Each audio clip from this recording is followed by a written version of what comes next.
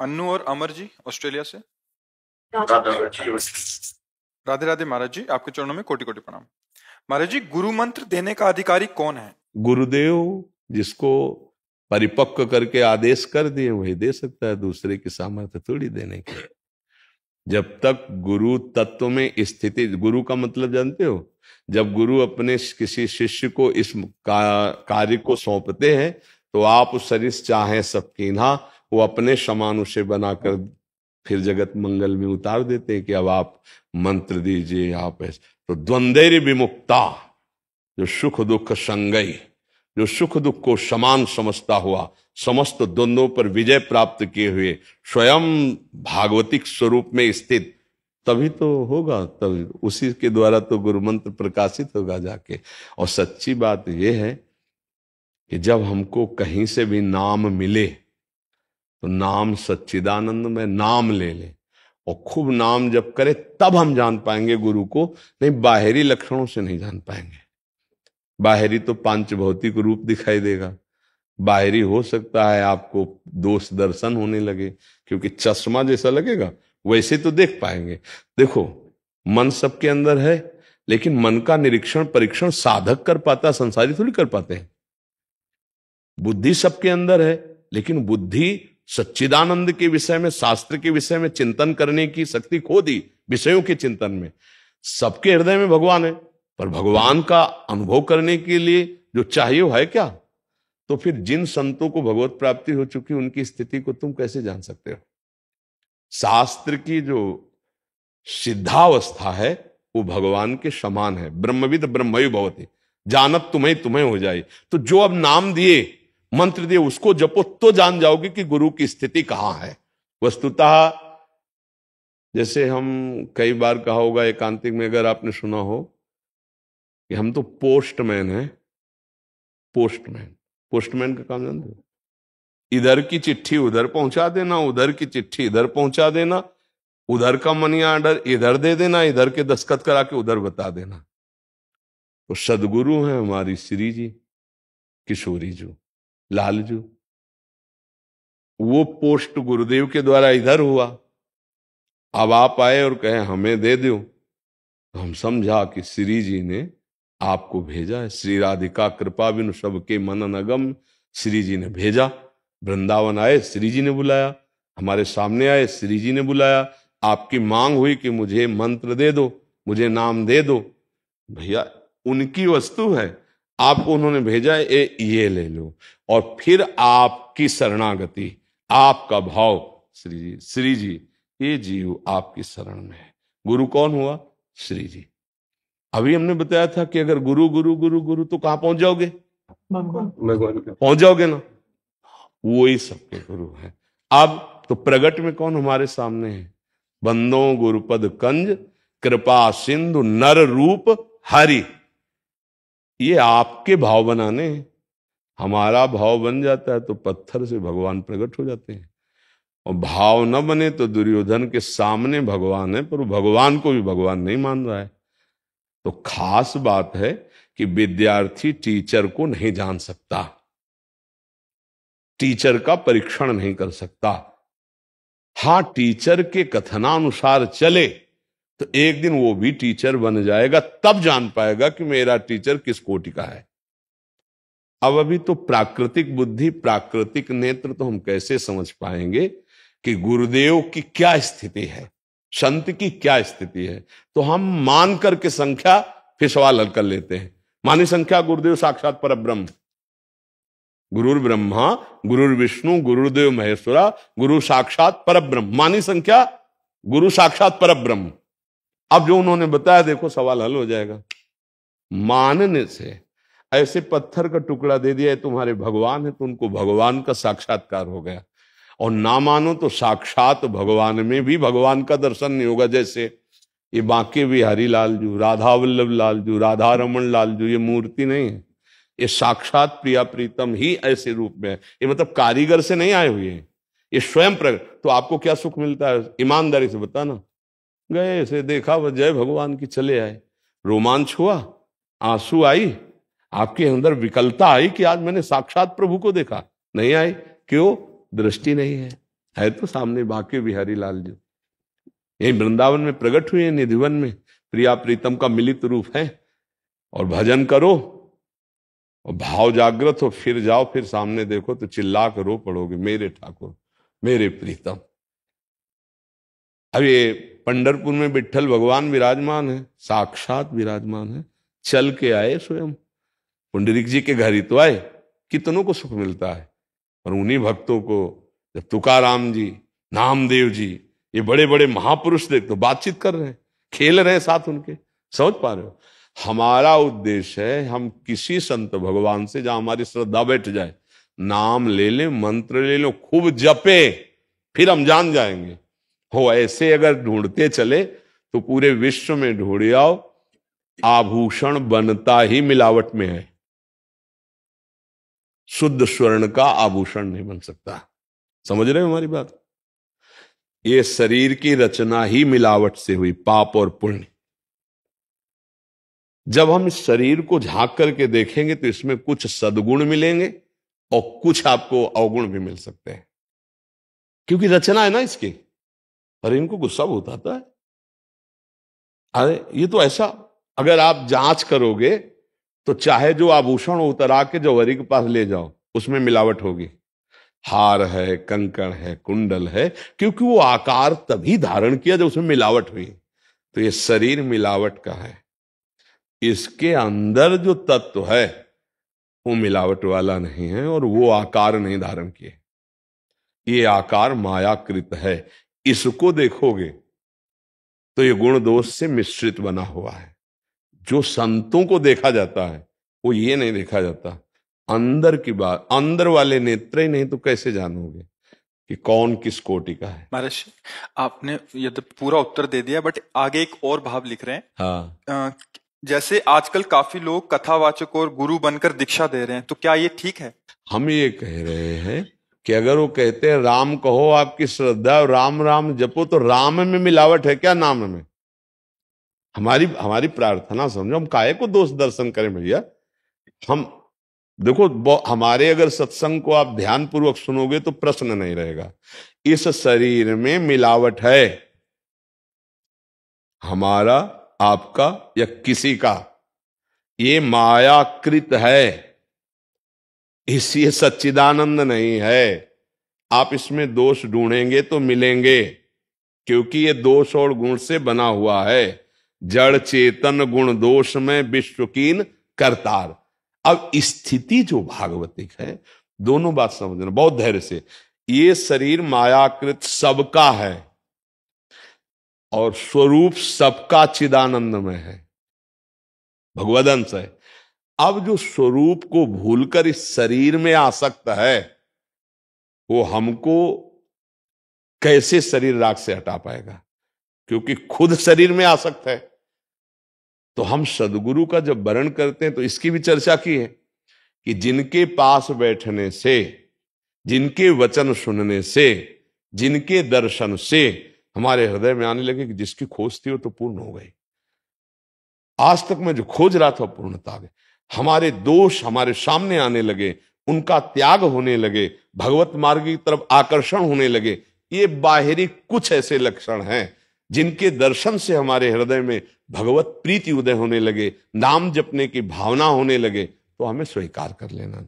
यदि हमने भावुकता में किसी को भी गुरु मान लिया है और उनके संग से हमें दोष दर्शन होता है, तो हमें संग नहीं करना चाहिए, पर उनके नाम में अश्रद्धा नहीं होनी चाहिए।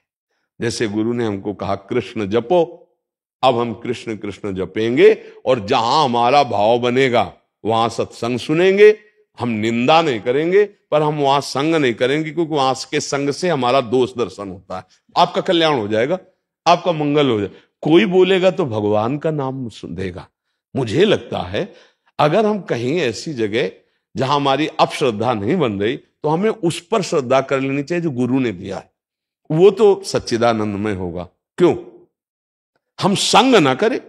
हम संग का आदेश नहीं कर रहे। जैसे मान लो मुझे लगा कि इनके संग से मेरे अंदर इन्हीं के प्रति गलत दृष्टि आ रही, तो इससे अच्छा हम दूरी बना ले। गलत दृष्टि क्यों करें? ना हम निंदा करेंगे ना गलत दृष्टि करेंगे। जो आपने कहा है उसको जीवन में नहीं भूलेंगे।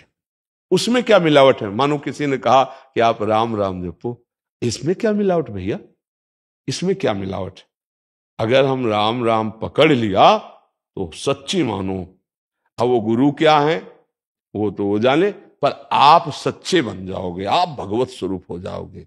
एक उड़िया बाबा के उपदेश में उदाहरण है गुरु निष्ठा का।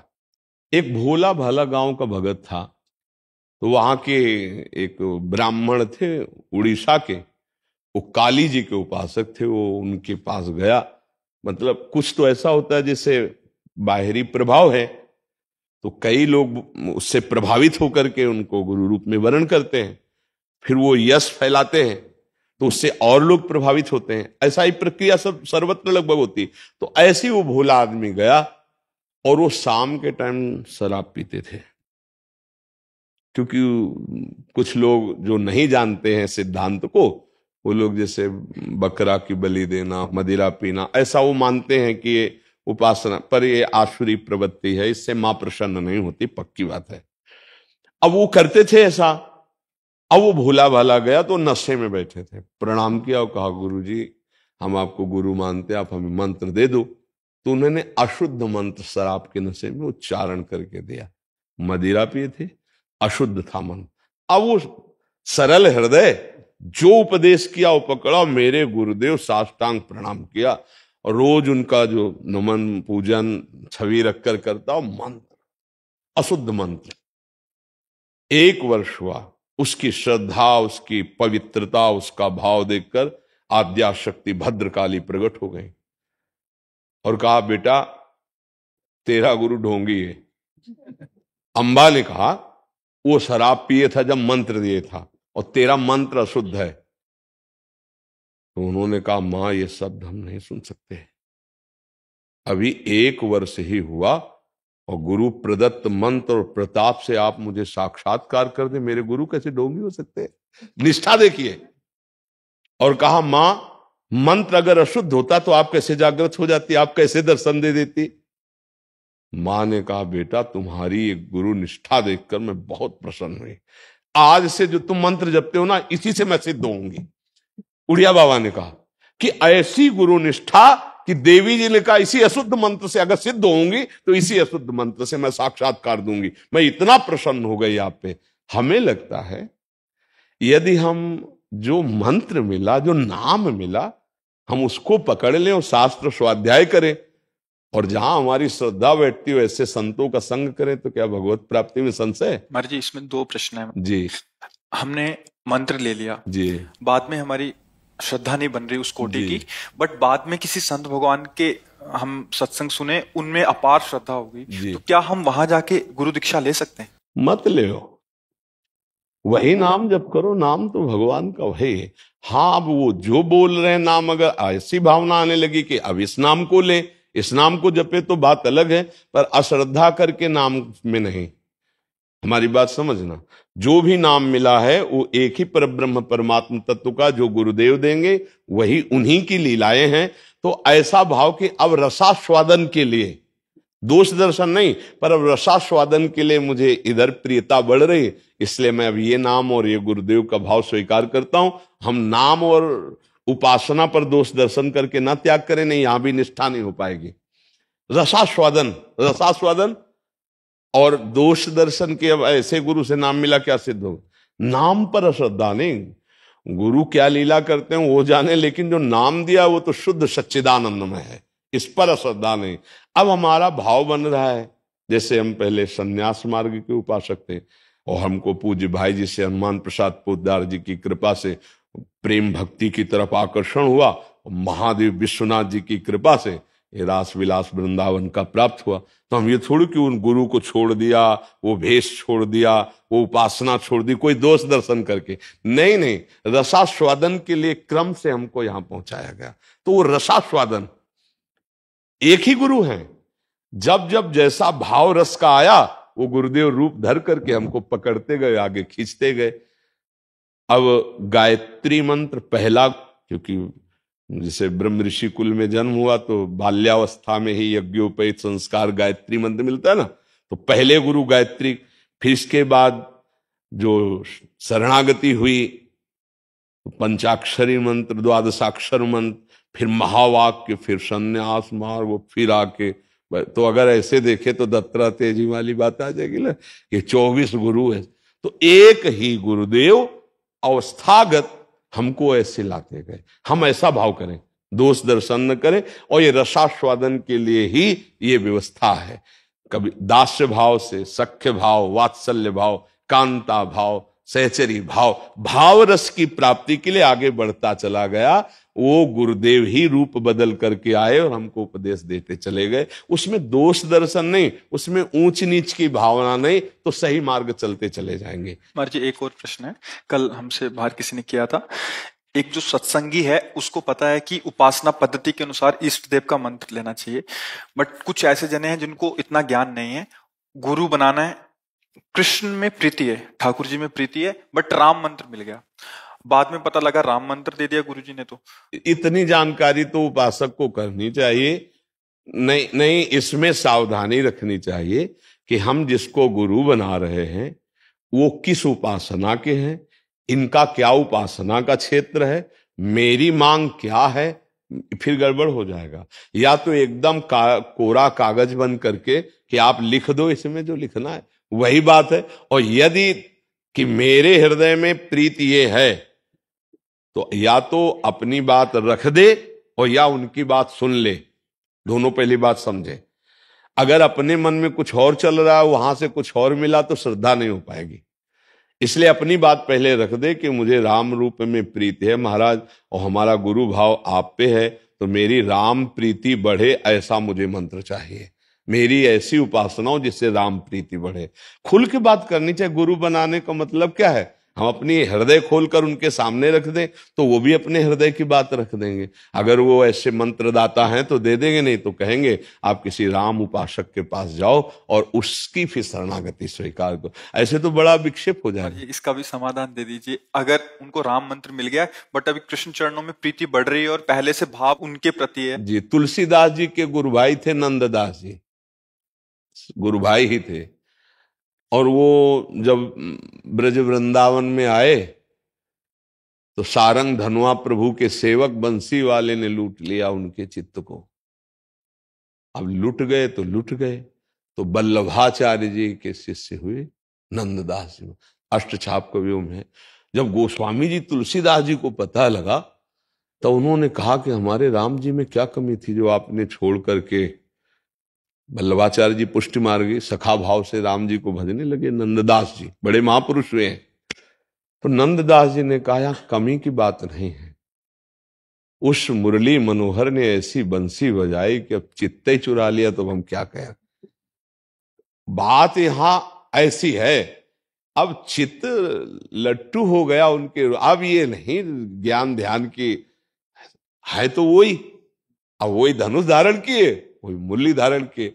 फिर जब तो उन्होंने कहा देखो हमारे गुरुजी ने नाम रखा था नंददास, अब नंद नंदन ने अपहरण कर लिया तो कर लिया।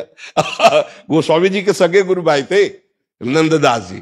तो ये प्रीति का विषय है, प्रेम का विषय है। तो इसलिए हमें लगता है कि पहली बात तो सहसा किसी को गुरु बनाओ मत, बहुत सत्संग करो, सोच समझ के अपनी भावना, क्योंकि ये जीवन भर का खेल है। मान लो अश्रद्धा हो जाए, निंदा स्तुति हो जाए तो बात, बहुत समय तक सत्संग करो, मिलते जुलते रहो, भावनाएं समझो, आचरण देखो, चरित्र देखो। वैसे पता तो चल जाता है, इतना तो पता चल जाता है, क्यों नहीं पता चल जाता। हाव भाव, उठना बैठना, अगर 10-5 बार मिलो तो आपको पता तो चल ही जाएगा, नहीं पता चल जाएगा कि पता तो चलता है, आंखें तो है ही हैं, ऐसा तो नहीं। क्यों, अब ये है कि आप आपकी स्थिति अगर वो ऐसा ही है तो आप वैसे राजी हो जाओगे, और अगर आप सच्चे साधक हो तो फिर भगवान आपको फंसने नहीं देंगे। ये तो हम बात बचपन से हम इसी मार्ग में हैं। तो जहां कहीं कोई फंसाव वाली बात आई ना, तो हमने अपने भगवान को देखा कि ऐसे बच्चा भाग, यहां से भाग, तो भागते भले, तब यहाँ आके विश्राम। तो हमें तो लगता है कि आपके अंदर भगवान बैठे तो बता नहीं देंगे आपको कि देखो तुम जो चाह रहे हो वो यहाँ नहीं है, अंदर आ जाएगा। इसलिए हम कह रहे हैं कि अगर भगवान को साक्षी बनाओगे उनको पहले गुरु मानो। जैसे कभी किसी ने प्रश्न किया कि हम गुरु किनको माने, तो हम कहा पहले भगवान को मानो, वही गुरु हैं। और उनसे कहो कि प्रगट में जहां मेरे गुरुदेव के रूप में आप हो, मुझे घसीट लो या आ जाओ, वो मिला देंगे, वैसे मिला देंगे, वैसे चला देंगे।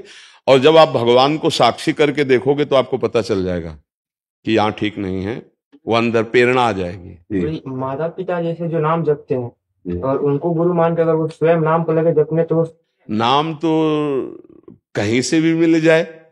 हाँ, नाम तो कहीं से मिल जाए, उसमें सही गलत का क्या है। खूब नाम जप करो, नाम आगे कहाँ पहुंचाना पहुंचा देगा, नाम पहुंचा दे।